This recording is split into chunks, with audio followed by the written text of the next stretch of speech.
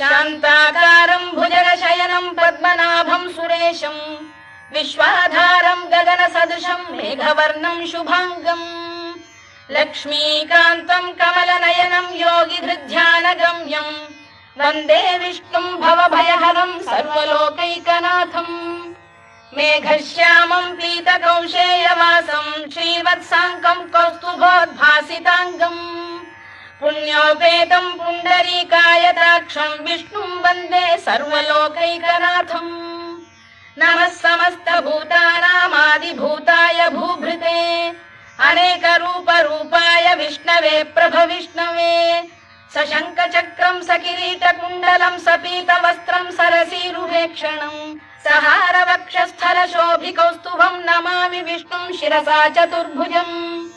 छायायां पारिजातस्य हेमसिंहासनोपरि